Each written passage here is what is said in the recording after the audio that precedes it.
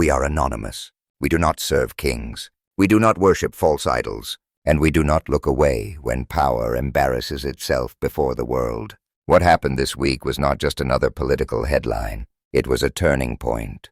A quiet earthquake that shook the foundations of American politics. Tuesday's elections were supposed to be uneventful, yet they became historic. Across the nation, voter turnout reached the highest level for an off-year election in modern history. From the suburbs of Virginia to the towns of Mississippi and Georgia, Americans lined up to cast their votes. And the results were staggering.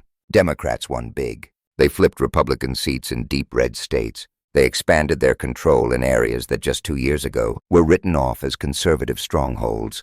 But the real story is not just about the Democrats winning. It is about who helped them win. Because the man who played the biggest role in their success was not Joe Biden, not Kamala Harris, and not any Democratic strategist. It was Donald Trump. Yes, Trump himself was the invisible candidate on every ballot.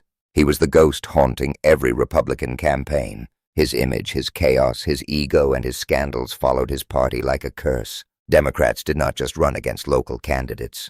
They ran against Trumpism itself, and America responded. Loudly. Trump was on the ballot in spirit everywhere. And in every place where his presence was felt, Republicans lost. The man who once called himself the greatest deal-maker in history has now become the greatest liability his own party has ever seen. The irony is undeniable. Trump, the self-proclaimed kingmaker, is now the reason the crown keeps slipping off the Republican head. He has turned victory into poison. And Tuesday was proof. But instead of reflecting, Trump did what Trump always does. He tried to rewrite reality. The next morning, he jumped onto his social media platform and began spinning the story. According to him, the losses had nothing to do with him. He blamed shutdowns. He blamed pollsters. He even claimed he was not really involved. He wrote, Trump was not on the ballot, and shutdowns were the 2 reasons Republicans lost elections tonight.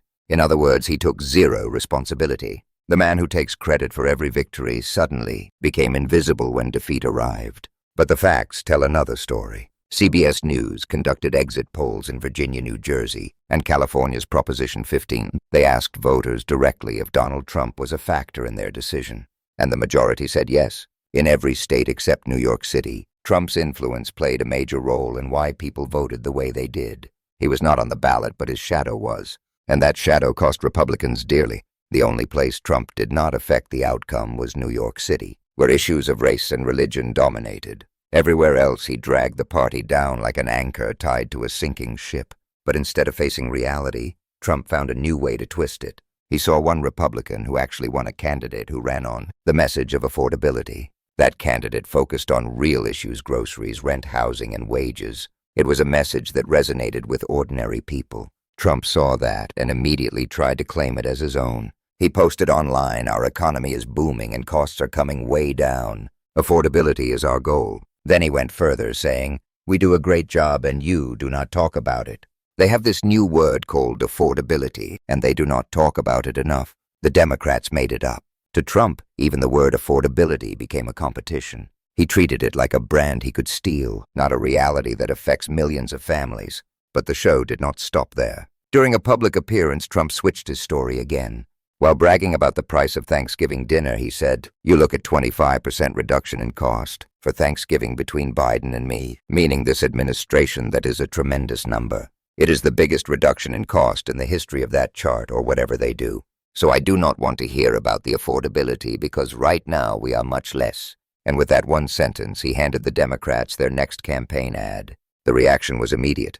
Chris Hayes of MSNBC said, "Trump saying, 'I do not want to hear about affordability' is a real gift." Usually he lives outside the logic of gaffes, but that one will get a lot of play. Harry Sison posted, "Trump just lied about prices and then said, 'I do not want to hear about the affordability.' Do you hear that, America? Trump could not care less about your rising costs, but his billionaire friends are doing just fine." And Aaron Frittner summed it up perfectly. "I do not want to hear about affordability is coming to an ad near you." He was right. Those words are not just a gaffe. They are a revelation. They expose the truth about Trump that he does not care about, the struggles of ordinary people. He never has. This is the same Donald Trump who fought a judge's ruling to give more Americans access to food assistance programs. The same man who cut taxes for billionaires while claiming to fight for the working class. The same man who built his name on luxury and gold, but never once walked a mile in the shoes of those he claims to represent. He says he does not want to hear about affordability because in his world, affordability is irrelevant.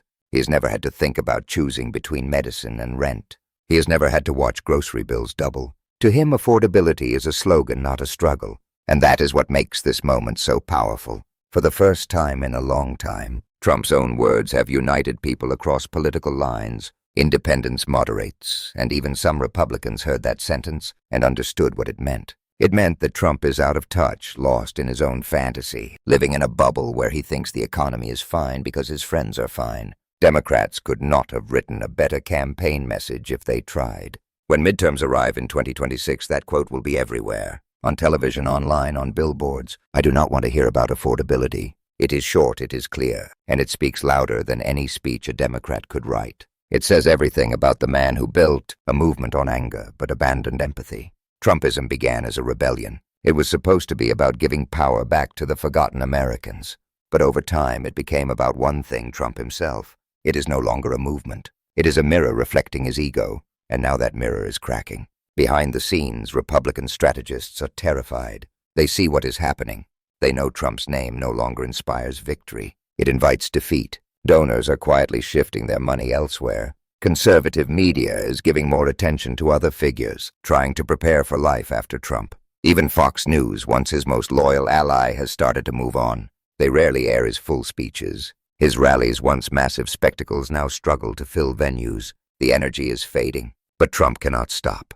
His need for attention is stronger than his sense of strategy. Every time he speaks, he gives Democrats new material. Every insult, every lie, every contradiction becomes another nail in his political coffin. He is not leading his movement anymore. He is dragging it down with him, and the American people are noticing. They are tired of the chaos, tired of the lies, tired of the narcissism, tired of watching a man treat politics like reality television. For many, this week's election results were not just political. They were emotional. They were a sigh of relief, a signal that perhaps finally the spell is breaking. Trump's greatest weakness is that he cannot change. He will keep talking, keep ranting, keep exposing himself, and each time his words will remind voters why they turned away in the first place. He says he does not want to hear about affordability, but America does. America wants to hear about healthcare, jobs, housing, and the future. America wants to hear about solutions, not excuses, and that is why this moment matters. Trump's fall will not come from one scandal or one courtroom verdict. It will come from millions of people realizing that his world is not theirs. It will come from the mothers who cannot afford groceries, the workers who cannot afford rent, the families who cannot afford medicine, all realizing that Trump does not care. He does not want to hear about affordability because he does not want to hear about them. And that right there is how empires crumble, not with explosions, but with silence, the silence of people walking away. We are anonymous. We do not serve kings. We do not worship false idols. And we do not stay silent when truth is ignored. Trump may have built a movement, but he has also built its downfall. The Democrats did not destroy him. He destroyed himself with arrogance, denial, and words that will haunt him in every campaign to come. If you stand for truth, share this message. Spread the word, because when lies are loud, truth must be louder. Trump did not lose because others were stronger. He lost because he stopped listening to the people who put him there.